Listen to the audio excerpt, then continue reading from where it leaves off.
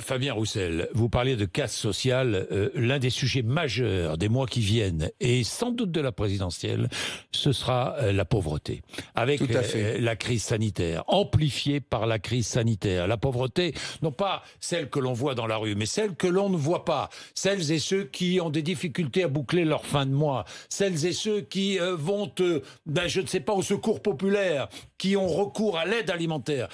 Plus de 5 millions de Français qui ont recours à l'aide alimentaire, avec des demandes d'aide au logement qui explosent. Vous l'avez vu dans votre département, des demandes des inscriptions au RSA qui explosent. Alors que faut-il faire? Je ne sais pas moi. J'ai vu le patron de la CFDT demande une augmentation du RSA. Vous êtes d'accord? Augmentation du RSA, un RSA pour les jeunes de moins de 25 ans et un chèque relance pour aider à la consommation de produits alimentaires. Il va falloir aller un peu plus loin que tout ça. Pourquoi pas? Mais le constat, c'est qu'aujourd'hui, dans notre pays, oui, les 0,1% les plus riches ont vu leur fortune grandir.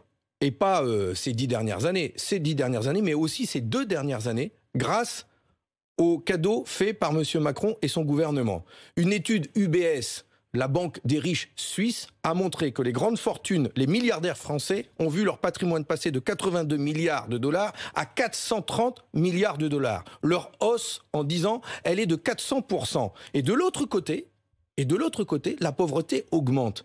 Il n'y a pas un problème entre les riches qui sont plus riches et la pauvreté qui augmente d'un côté. Et en même temps, il n'y a pas la solution là-dedans. Je comprends que ce soit dur de s'attaquer à un virus comme le coronavirus tant qu'on n'a pas trouvé le vaccin.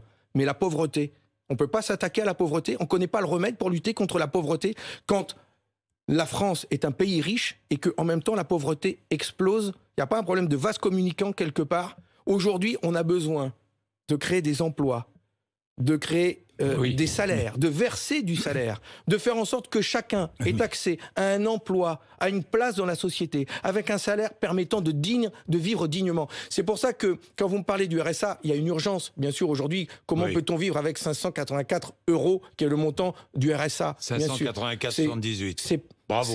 C'est pas digne. Je suis pas certain que tout le monde connaisse le montant du RSA. Mais je rencontre souvent des personnes qui vivent dans de grandes difficultés. Les masques, ce sont les mêmes personnes que je rencontre qui n'ont pas les moyens de s'acheter un masque. Ils ont des masques comme ça chirurgicaux, chiffonnés avec des taches dessus. Ils le portent plusieurs jours. Vous croyez que c'est aussi comme ça qu'on va lutter contre la pandémie? C'est bien pour ça que nous demandons la gratuité des masques pour tous, pour tous les assurés sociaux. Au moins, la pauvreté aujourd'hui, elle va justement provoquer plus de morts chez les personnes en situation de pauvreté à cause du coronavirus que chez les riches. La carte des morts du coronavirus, elle va se juxtaposer avec la carte de la pauvreté.